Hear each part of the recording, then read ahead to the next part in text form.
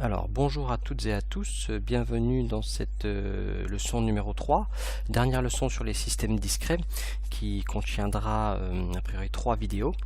Donc dans les leçons précédentes on s'était intéressé exclusivement au cas où nous avions un seul solide dans les systèmes étudiés, donc un seul degré de liberté. Là on va voir le cas où il y a plusieurs solides, donc on appelle ceci les systèmes à n degrés de liberté, donc il y en a plusieurs, n DDL. Alors on va tout d'abord voir la mise en équation pour ces systèmes composés de plusieurs masses, dans le cas qui est représenté ci-dessous. Donc on a ici 3 masses identiques qui sont représentées ici et qui sont reliées entre elles ou avec un support fixe par différents ressorts de même raideur.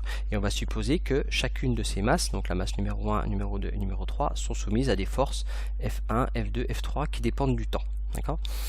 Alors, donc UI, avec les indices I variant de 1 à 3, représente donc les déplacements de chacune de ces masses, de chaque solide, par rapport à la position du système lorsqu'il est à l'équilibre, comme on peut l'imaginer ici.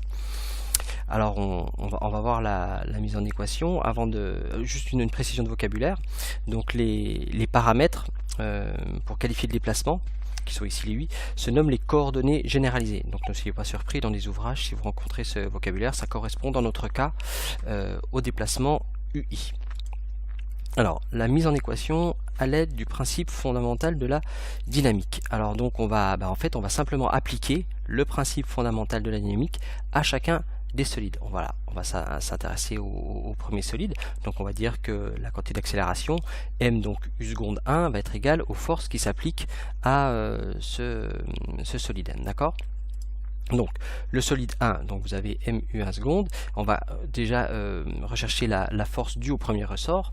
Que vaut la force imposée par ce ressort-ci? Et c'est le ressort fois l'élongation de celui-ci, donc le déplacement de la masse, donc on va avoir moins KU1. Ensuite, il va falloir ajouter la force imposée par le deuxième ressort.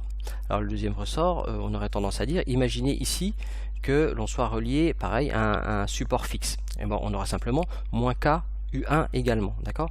Or, il se trouve que le ressort est relié à un solide qui peut lui-même bouger, donc il faut lui retrancher ce déplacement.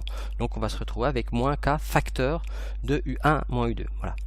Donc, on a isolé notre solide là. Quels sont les différents éléments qui peuvent avoir une action sur ce solide là, sur cette masse là? Il y a simplement ce ressort là et ce ressort là. Donc on en a terminé pour le solide numéro 1. Vous menez les mêmes raisonnements sur le solide numéro 2 et le solide numéro 3 et vous obtenez donc excusez-moi, alors j'ai oublié la force F1 de t qui est effectivement aussi imposée au solide.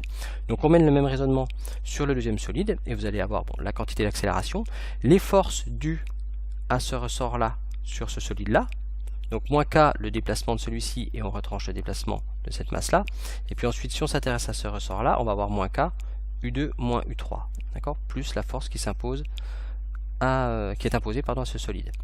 Pour le troisième solide, on peut faire l'analogie avec le premier solide.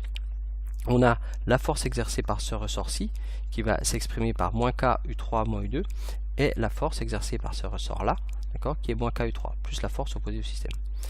Ok, donc ensuite on n'a plus qu'à écrire, à regrouper ce qui est facteur de U1, facteur de U2 dans cette équation, ce qui est facteur de U1, de U2 et de U3 dans cette égalité, et puis ce qui est facteur de U2 et U3 dans cette égalité, et puis écrire tout ceci sous forme matricielle.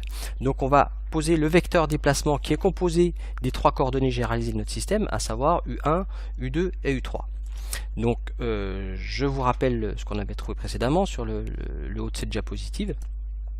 Si je réécris en plaçant tout ce qui concerne les forces d'inertie ici et puis les forces élastiques du ressort, voilà ce que j'obtiens. Donc j'ai regroupé tout ce qui était en U1 ici, en U2 ici, par rapport à cette équation, et puis ainsi de suite. D'accord. Cette écriture me permet facilement d'isoler donc les deux matrices qui vont être associées donc à la masse et puis à la raideur du système. Et donc j'obtiens le système suivant avec, comme je vous l'avais dit au tout début du cours sur les systèmes discrets, M ici qui s'appelle la matrice de masse, K ici qui est la matrice d'élasticité, d'accord, ou de rigidité du système, et le vecteur second membre qui représente donc les forces appliquées au système, que j'ai multiplié par mon vecteur déplacement et ici mon vecteur accélération, d'accord? Alors, il est important de noter que la matrice M et la matrice K sont symétriques, je vous le rappellerai. Donc, lorsque vous traiterez un exercice, si vous trouvez des termes ici qui ne sont pas égaux de part et d'autre de la diagonale de la matrice, c'est que vous avez fait une erreur quelque part dans votre démonstration. Donc, il faudra y réfléchir, d'accord?